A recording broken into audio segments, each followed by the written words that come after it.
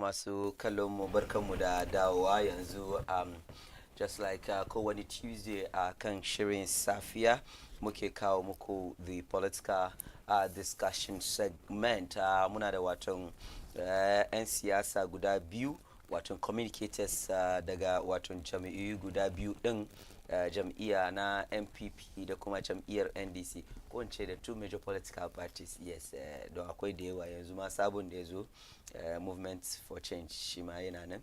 And so we have the two major political parties, the MPP and the NDC. A bangaren wato jam'iyya mai mulki muna tare da Honorable Umar Ibrahim. Honorable Umar Ibrahim. Honorable, assalamu alaikum. Wa alaikum salam wa rahmatullahi wa barakatuh. Mashallah. That's for the MPP kenan. And then also jam'iyya mai adawa, jam'iyyar NDC kenan. Honorable Jibril Maestro. Honorable, assalamu alaikum. Wa alaikum salam. Honorable, ina kwana? Alhamdulillah. Ya mutan Ayawa so not? Suna lafiya sosai. Masha Allah. Lafiya sosai. Right. Okay, cikin Ayawa so okay.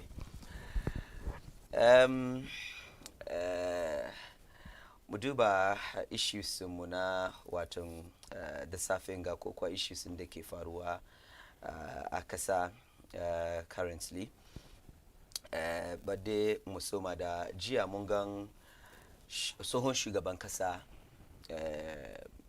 John Dramani Mahama ya wallafa wasu zattutuka, ko ya yi wani zattutuka a kan watan Facebookunsa, wanda yake cewa wai Honorable Maestro barin soma da kai, wai Akufo-Addo is capable of anything but we won't allow him to Rick. Ban sani ba ko gaga wannan message na akan watan Facebookunsa.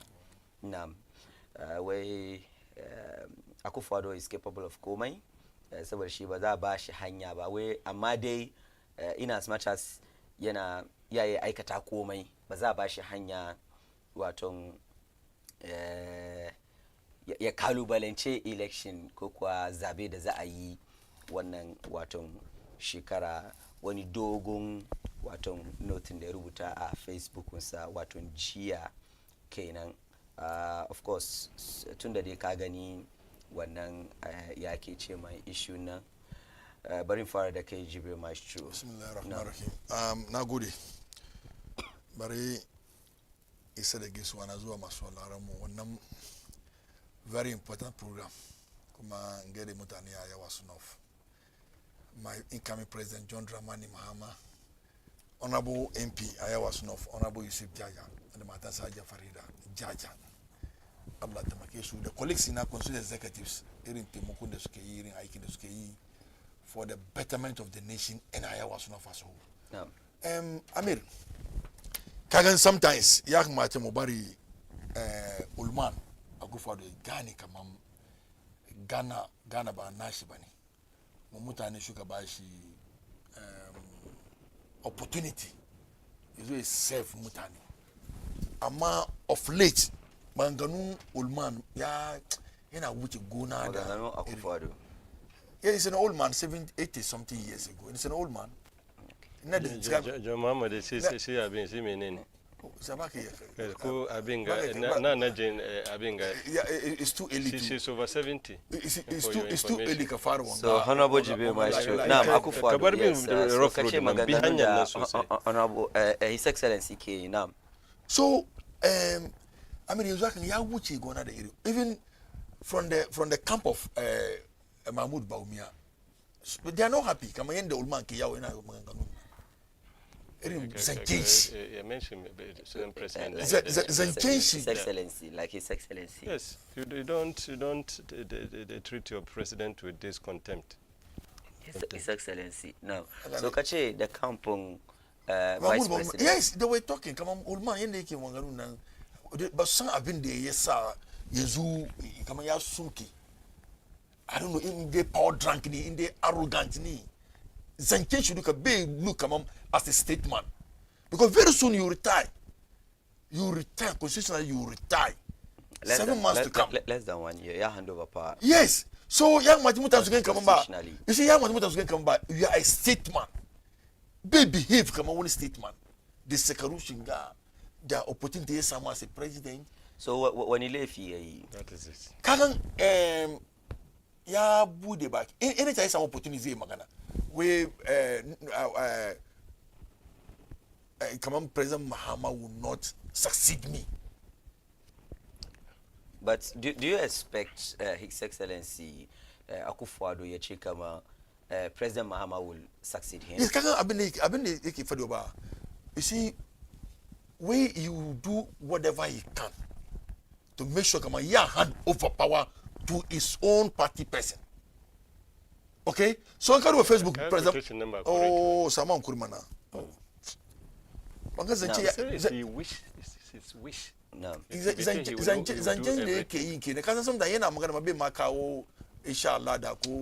So Honorable Umar, where you are quoting him out of context, Out of he context, said it's wrong. It's misrepresentation.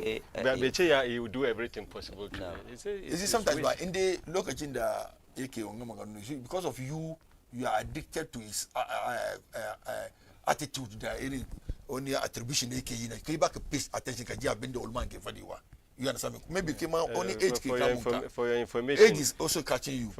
Don't go there. Oh, don't go there. For your information, address, be respectful to your president. It's too early. I respect Be decorous. You see, I mean, let's no. Sometimes when he Kalimani yake the difficult, you understand now. When you refer someone as an old man, that you Kainaka is derogatory. So MPP. What are Mutani? It's derogatory. Clearly, what are Mutani? I think that the first gentleman of the land. A whole lot ahead of us to discuss. Yes, so let me just everybody flow. It's allow me to flow. Be decorous. Somebody say about paper and pen. Honorable. Say you can jot down. Where catch my Akufo-Addo. Kakira sunanshi. Ya zaka ba rabi menene kaji. Honorable Yankud. Haka suke. That's talking to. I mean, Martin the President Mahama, His Excellency, ya bada magananga. Kagan kama ya capture all the airlines. Kuma zan gode mu ga kawanga debate because this is a man that have respect for the people. President Mahama. Kafam tako. Kuma ya quote make kama Allah ki bada sarauta. Wani ne bai san wannan. Inde Akufo-Addo bai san wannan ba. Allah ki bada sarauta. So manganun da yake yin utterances now, this is not the time to be saying all this. Abin da ake neman wurin ka ne. This it's too early in the morning. Akwai pen you have to jot down. Ba kai gwada ina yi maganan ka. So I mean kan kaman ba asatana where we are today. The between economic hardship irin damuwan da muke ciki yanzu kan ga Amir ina ga ma on authority ni na say tomato sakarin jau uku for 5 cents yanzu kai ke zuwa kasuwa you understand me okasan ni na sabo ai maza na zuwa kasuwa tomato politics honorable is being romantic tomatoes but romance but it's about tomatoes politics you know yayi na kinki yayi na abinga yayi na menene yanzu ko tomato kana zuwa kasuwa kana zuwa kai mamariya sai kasan ni na saba ne when we are in Saudi Arabia because it's hardly kan ka wannan mace za shi maza urin nan ne koyi wannan kaga tushe ni bai gaddama da wannan ban ja da wannan ina so da maka kaman tomato politics yake ne you see I mean kagan kaman ba where we are today yanda muke kasan Ghana yanzu afinga as a leader ana need solution yadda mutane za su samu yes amma wurin su zance da bai kawo bread and butter on the table wurin zancen da bai kawo komi wannan ulman ke yawo yake fadiwa so it is very important honorable Jibril yeah my point here is kun ce kaman kamar yadda His Excellency the former president ya rubuta cewa he's capable of anything. That's what I'm telling you. You can't trust. Shi kotun shi kamar na farko yayi magana cewa in Allah ya da bai ma kawo batu Allah ya dama ba bai kawo wannan ba. We have so many things we can believe. Bai kawo wannan ba. Sai kaga jara mai the man did not know God. Bai san Allah ba bai taba yanzu kai ne kana so the position yana arrogate to himself the position of Allah kai shi ke judge mutane. What is this? Honorable Umar bari ni da honorable halin da yake nan ba na musulmi bane. Yanzu haka gaba mu muke batun Allah ya da cewa wata rana da hand over ba mu ya ko ba haka bane. Shi ne ce kaman kar wanne ya zama muku news ko? Or is it news to the NDC? Ba mu expect Akufo-Addo yayi cewa kamar Muhammad ya zo. Of course. So me yake expect? Amma President Muhammad yana bar duniya yana so duniya su gane kamar is capable of doing anything. Anything like what? So you can't just write. Ka rubuta mana. Anything like what? Ka rubuta mana. Look kama na kaza na mi. Na honorable. So muna you see sometimes when zaka yi batun wani Kaduba where he started from. Ya yake wani mutum ne in the society when we become a leader ya bi yake faruwa.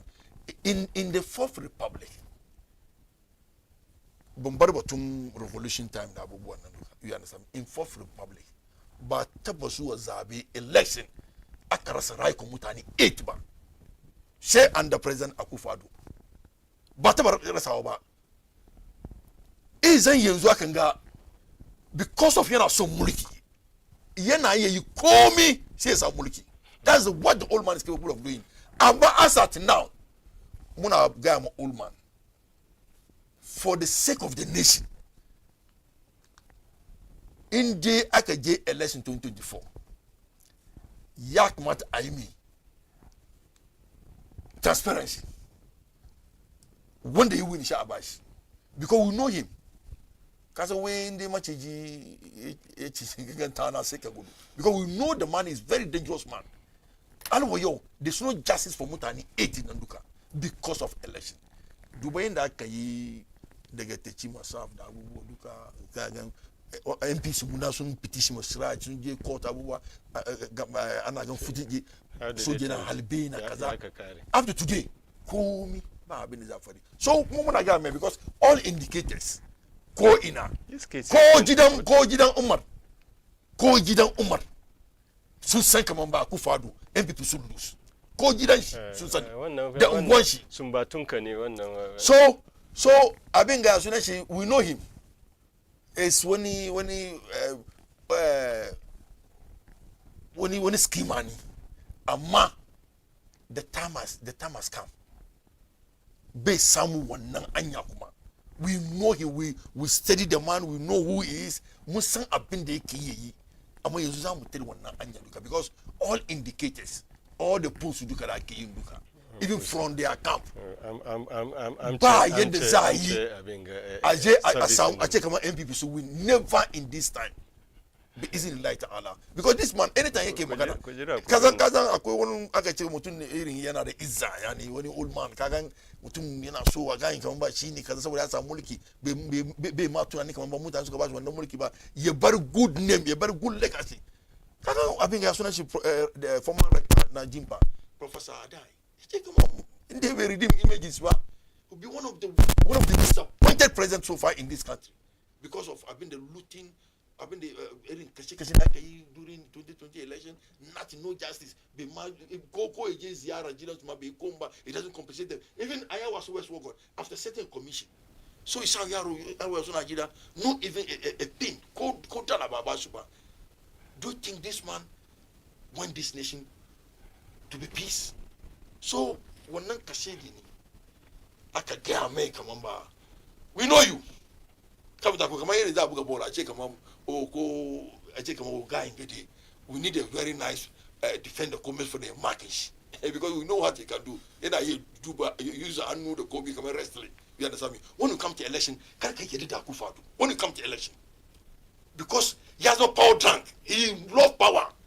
Do you have an AKE? Look at what is happening today. He made the choice. He doesn't have choice. Come on, the equal unless they hand over Iba President. So I've been the Muki Gamus come whatever they have. I've been to Skisi Eduka. we know kuma ba yanda za su yi Allah kamar yadda president Muhammad ya faɗi wai Allah ke bada sarauta you might have your way Allah ko ba dakin mutum guda yake ba dakin kai ke na da zai tole the room of jama'a amma this time around they shouldn't dare kar su try they shouldn't dare they shouldn't dare saboda Ghanaians are fed up. Ghana need change and change is coming because even from their man can of Canada Japan change even change can you change that what Kenny said. All right, so let me run by 30 minutes time. So President Mama this have to go into international community. Saboda kaza mutum be magana banza yayi magana ya san bin sai yake nufi because in ka duba if you want to elaborate kuma ka duba comprehensively na an gane who is Akufo-Addo me yake yi me ya taba yi yana nan the evidence is there go again. So to me now President Mahama, we thank you so much and we keep watching this old man, his movement. When it comes to election we can't trust MPP. All right, thank you so much, Honorable Jibril Maestro, wato communication officer ne daga Iowa so North go. Yes, Iowa so North constituency. Honorable Yusuf Jajako. Yes. Nam. And yanzu bari ba Honorable Umar Ibrahim daga nan Madina Lankwantana ko. Yes, Medina constituency, sorry. Lankwantana, the municipality, yes, Medina constituency and the Lankwantana municipality, sorry. So, Honorable Umar, yes. Gamagana da John Dramani Mahama, yeyi. Da gaishe-gaishe. Na fara da abinda ya kama tun daga constituency executives MPP Madina. Tun daga chairman Foster Hatta da sauran abin ga executives da zuwa abin ga elected coordinator na sannan da sauran polling station executives colleagues wanda wannan na isa da gaisuwa na zuwa ga incoming MP PC mu kenan Mr. Robert Lamte aka Okumkom. Yes. Sunan shi Robert Lamte. That's the MPP parliamentary candidate yes. for Madina constituency. Okay. Yes. Robert Lamte aka Okumkom. Yes. Ina kashe nyuwa kenan. Wannan kai ka translate. Okay. But that's what it means. Haka ne. Me kashe nyuwa. Wannan ba batun ka bane. Honorable Jibril ka ji da naka. Ka gani muka zo kan wanga John Mahama bai da wani basis, bai da wani reason for saying these things. He's known for these loose talks. It's one of his numerous loose talks. One of his numerous loose talks? Yes. He's a loose talker. Kowa ya sani don dai shi an san shi da wannan don shi bai da wani reason kamar yadda na gaya maka he's one of the loose talkers. This is one of them. Stock in trading shi ne in ba shi ba ba batun rami ba rami me ka batun rami don shi John kenan wannan ya kwanta Nanado, His Excellency the President, his impeccable record for fighting for the establishment of democracy in Ghana. Ko ba shi ba ya ka zana tarihin democracy Ghana ga ba ka sa shi ciki. He has been fighting over his youthful years for the past 30 years in this enterprise. Ya zai zo me zai bari ya destroy this legacy of his.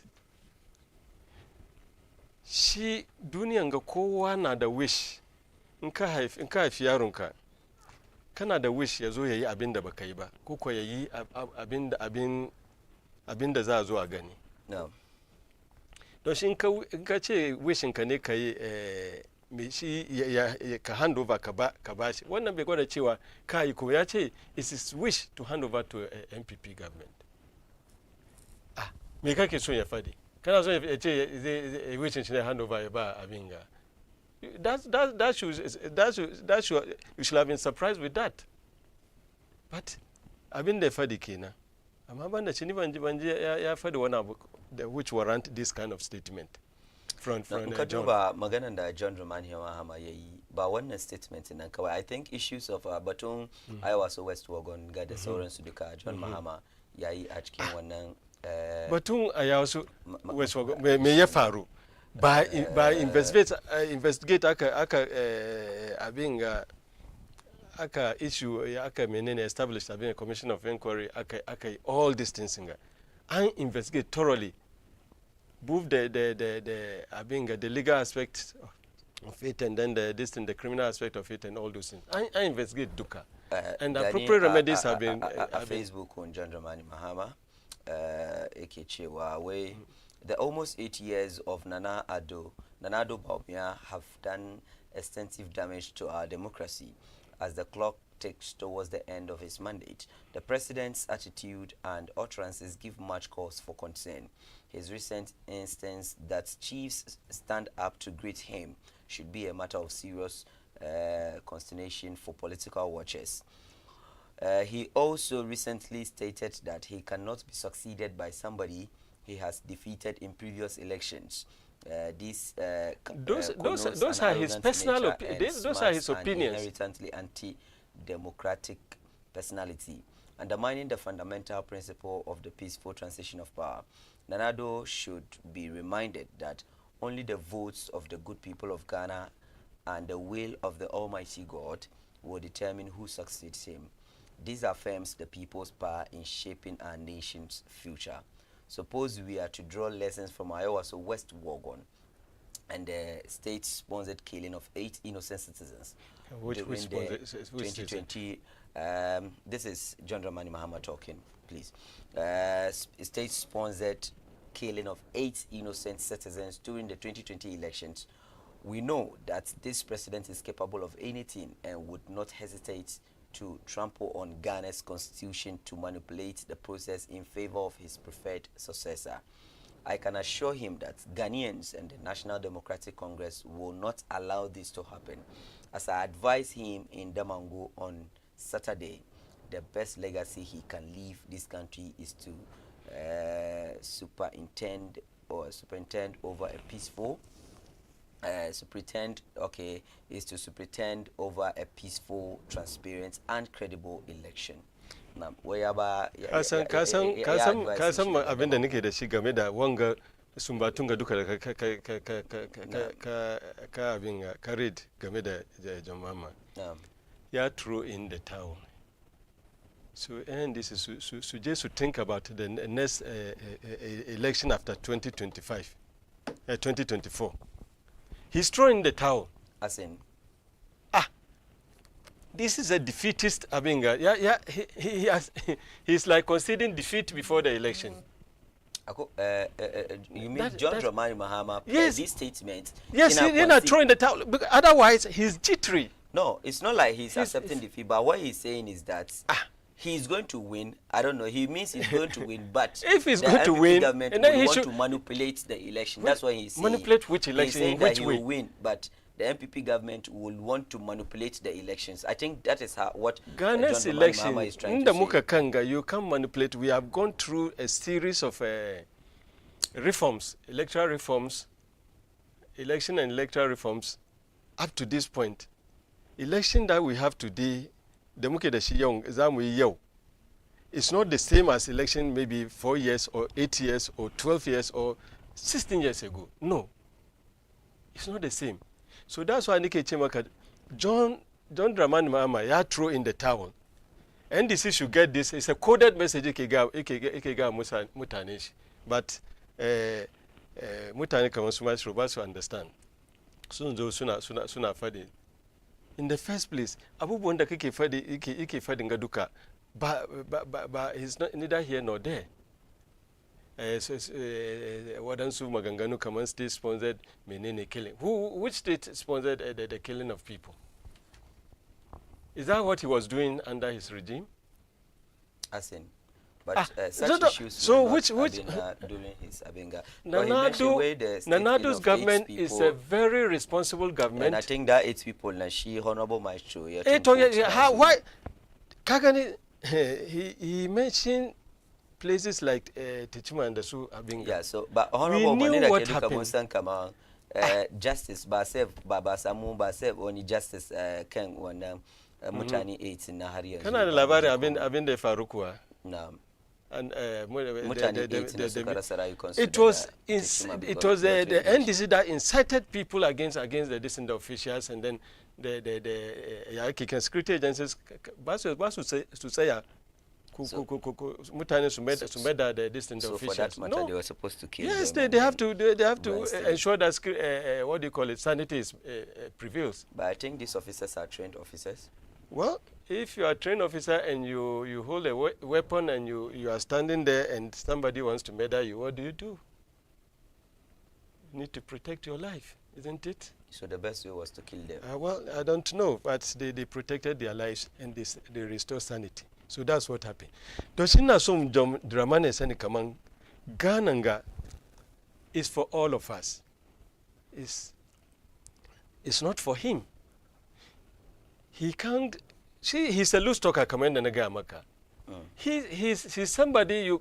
President today bude bakinshe fadi komi da ike so.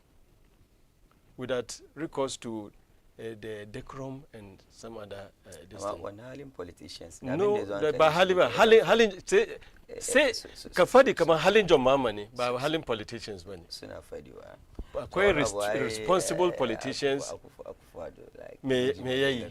Me akufa da ya shi ce kamar suna so ka su vote mishi ma da sai mu ji wani. No kaka haka. Kaka haka this on radio some time ago. Na ce kaka haka. Ya ake ce mai aka ce wai kaka haka ba za su vote ba shi ce to ai kaka haka.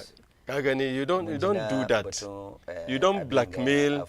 You don't blackmail the president with Abenga. Yes, you can appeal.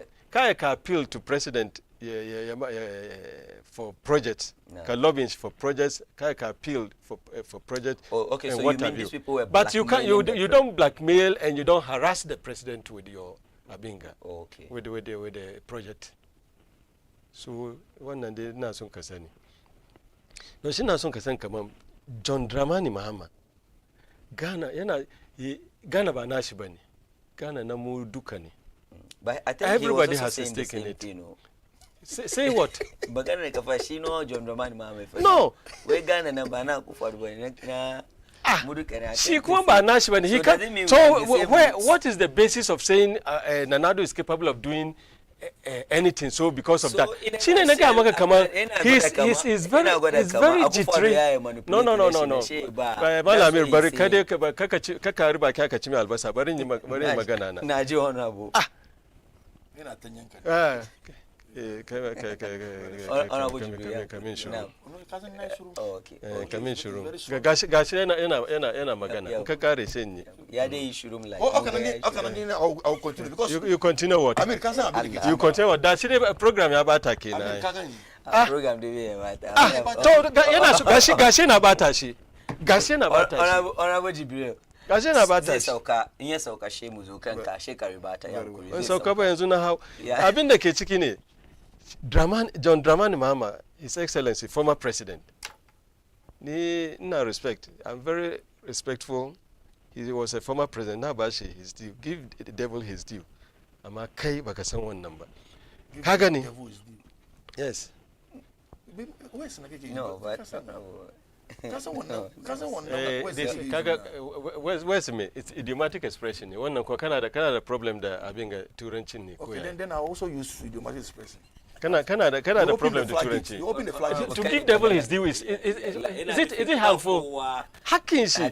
Even a devil. No, he didn't say John Give a devil.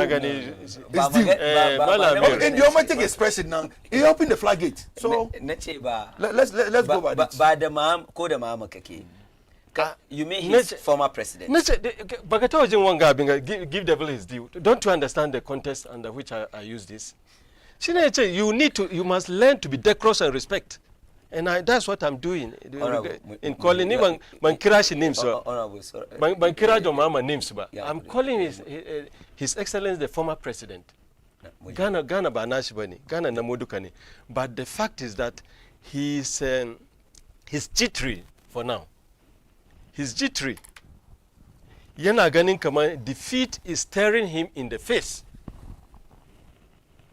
Election got the the come December 7th or so,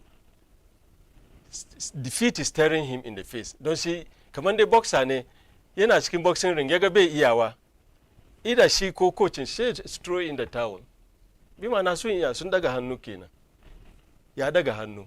Don't see one gamana got a chiwa. He's down on the carpet.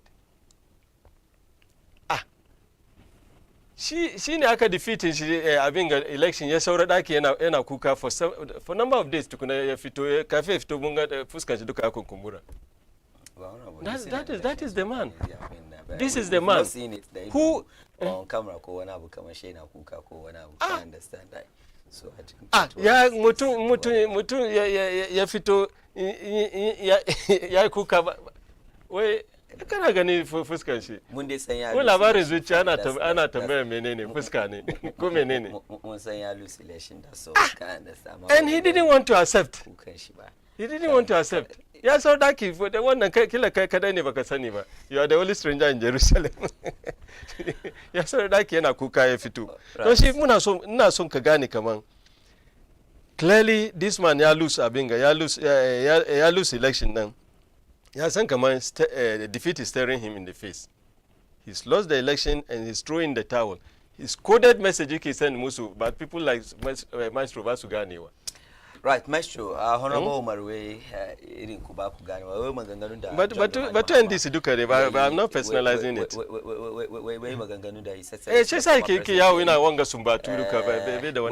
It's a silent message. I understand. Now, yeah, more. Amerina soro ko mar kamam yene ne shurun na jin shi bakai shurun ka intervene and I'll intervene where necessary. Kagan we yana ba mu wani sako ne amma irin sama fasi ba mu abin kuma ya ce make ma da kanshi kamar president da mama da ya lose ne yana kuka kirin baka sani ba. Who I sani she never sani Allah ya sani. Normally what happens is idan kana on the floor ana mute mic shi yana on the floor ana mute mic. That's okay.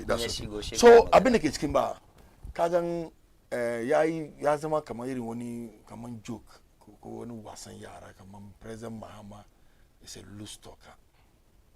He is indeed. Really? Yes, and if there's anything worse, if there's this Amir, ya define statement. Ji magana hankalin da mutum yayi. Wanda bai da hankali bai gane maganar President Mahama yayi. Maganar hankalin da yayi ne. Kaman ga mutum ga abin da yake ya taba yin ke ga. Kuma on record. Every second year on Saturday. Ya na je ma abin ga the overlord of Savannah Gonjawa kama ezo yege de shi wait tash ezo yege de shi and it is on the video ko wona kallo on man na came overlord wey ezo yege de shi sarkin wodo zu overlord kaza ko so kagamba if you are eating with a devil you have to use long spoon if you are dealing with Akufo-Addo use a long spoon you understand me. Oh, okay. You open the floodgate. So wait. If you are eating with a devil, come on, Akufo-Addo. Use a long spoon. Oh, you see sometimes you see I have honorable. Not the difficult. Muted, so you talk. I mean, President Akufo-Addo, Afro chief. You am Minister of Education. Come on, he blocks in the John Mama Yegidan na. He blocking now. So rank only 10% or 5% completion. amma macijai na zuwa wuri suna attack mutane isa da Allah ku zo ku abin ga mini me ulma yake wai shi zai fadi zai gwada wani yana da wannan where is blackmailing, like kuna blackmail the president in Amiri President Akufo-Addo Allah ne you can appeal for ya wuce afadi mai blackmail, you don't harass the president. Wai ba shi President Akufo-Addo kuke ce President Akufo-Addo ko yace kamar we should be citizens. No, see sometimes but the way you are doing is like yes or no, simply yes or no. Are you doubting he's the president? Honorable, yes, I like you said President Akufo-Addo here, and that's how I want you to address it. Hey, I'll go by what I've been because I have respect for you and the program. No, so President Akufo-Addo. Okay, that's okay. So we should be citizens, not spectators. Meaning, nkaga one up kai mi kafadi. They wucha afadi meba because mu muke biyan da kudi mu. Muke biyan with taxpayers money. That's a go. Say Sarki. So you mean you are taking the president by his own words? Yes, I've been on my for the Kenai. This is what he said. Look at your inaugural speech. Yes, you see sometimes by Kazan so the Mantua. So the Mantua. Kazan Ulman na the Mantua. Maybe I'm not having for the Kenai because this guy he was misled ko abinga. Kazan for the one abu yo come say Manta. That is difficult mo get go. Musam president Olma yefa the one abu kabano no say Manta. I don't know if this age ko arrogant ni ko power drunk ni. Oh, am I at the PS the dama the you see there's a senal gananga but we accommodated him. This man is sane and healthy.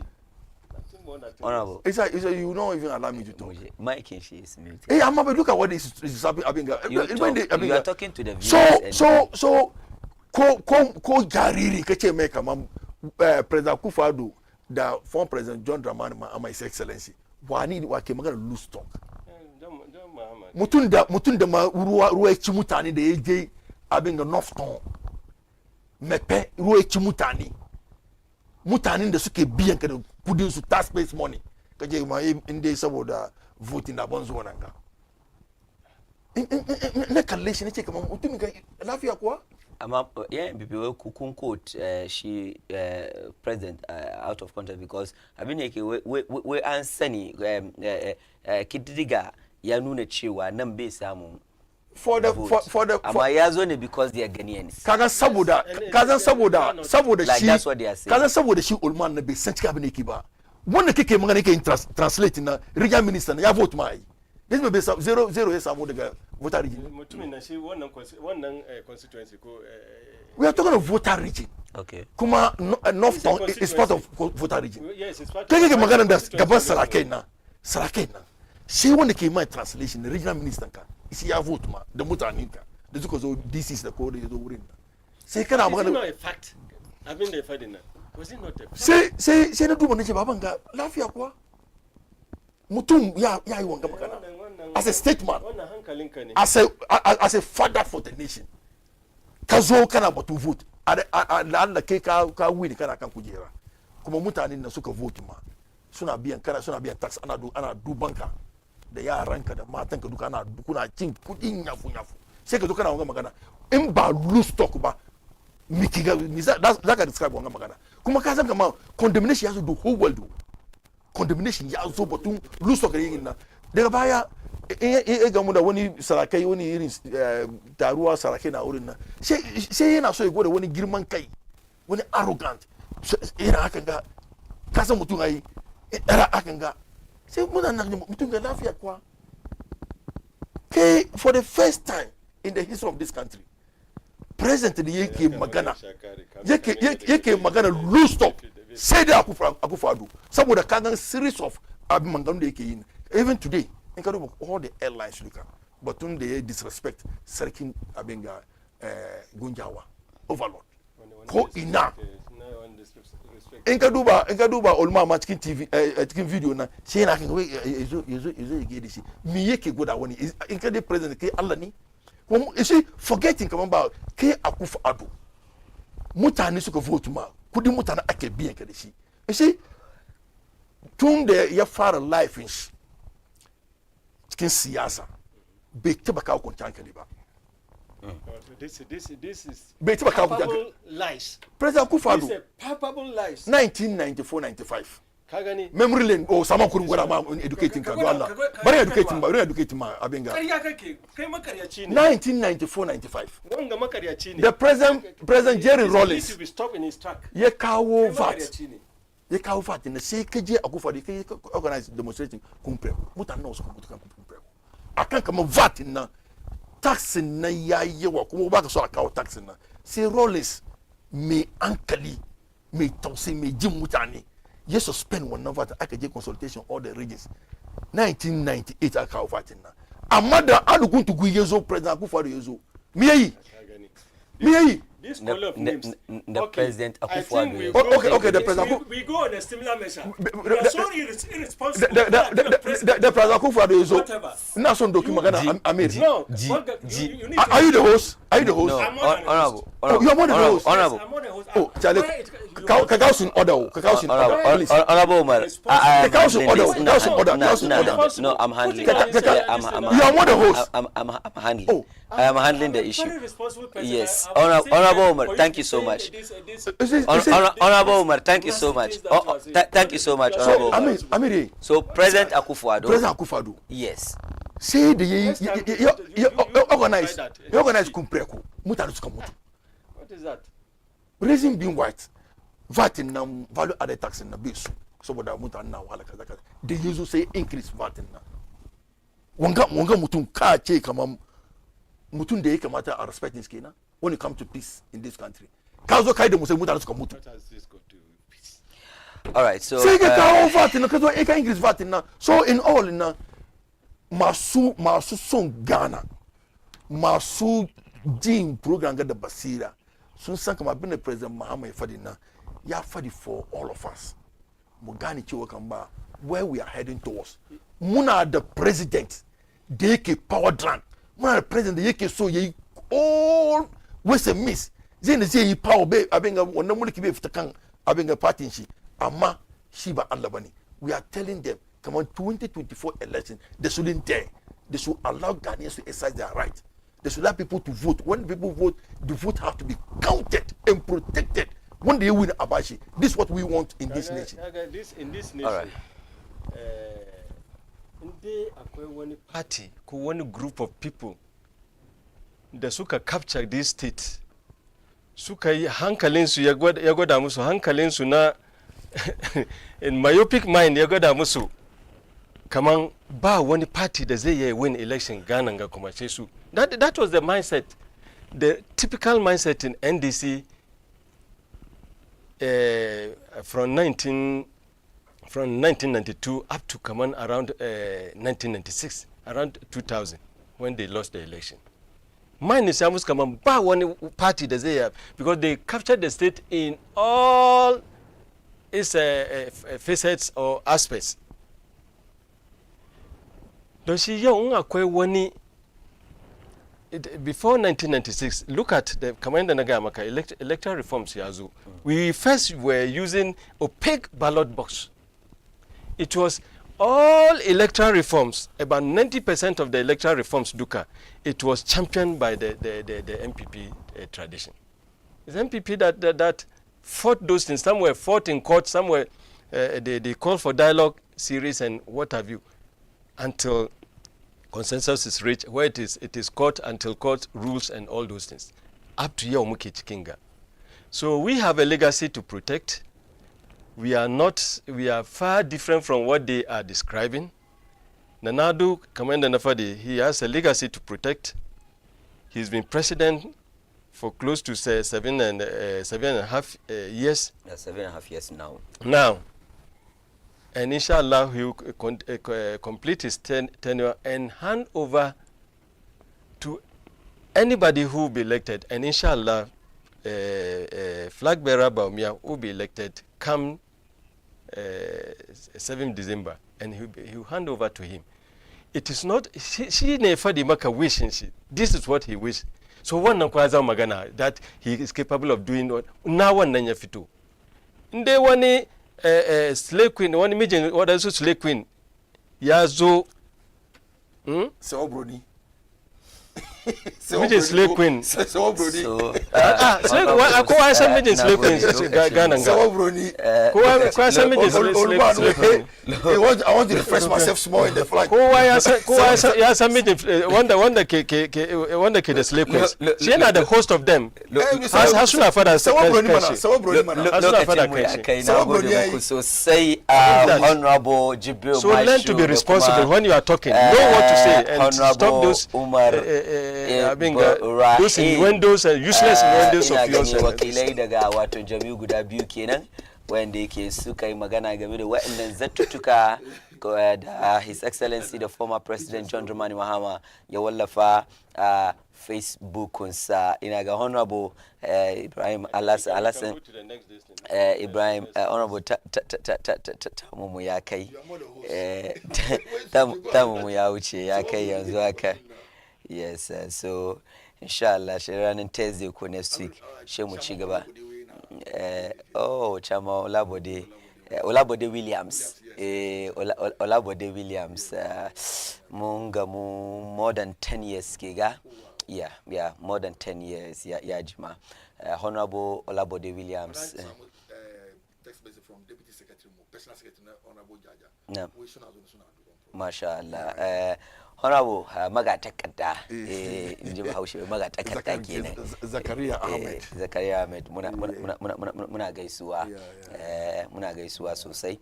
Ka duba maganganun na duka kamar nake take maganiyan Honorable Umar Alhassan ya ce Umar Ibrahim sorry yana nufin cewa wai wannan zatutuka da His Excellency John Dramani Mahama yayi wai ya gani defeat in advance kenan yayi wannan magana. Haka zalika Honorable Jibril Maestro shi ma ya ce Honorable His Excellency John Dramani Mahama ya san me yake fadiwa kuma yana fadiwa ne domin asari nan gaba. That is maganganun. Ghanaians should judge with their own discretions. Now go for your wonderful submission Senku. Allah ya saka muku da alkhairi.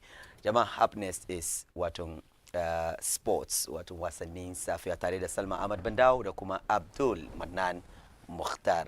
Honorable Jibril Maestro da kuma Honorable Umar Ibrahim. Nagode. Allah ya saka muku da alkhairi.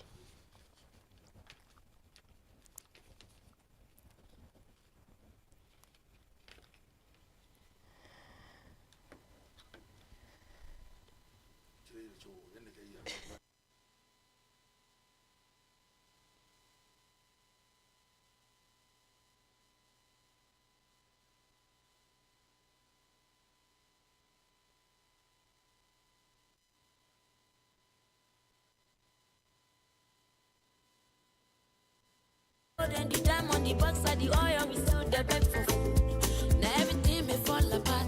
Politicians they lie without be fat. Them go to fill them our bellies, their family, then leaving the poor to suffer that.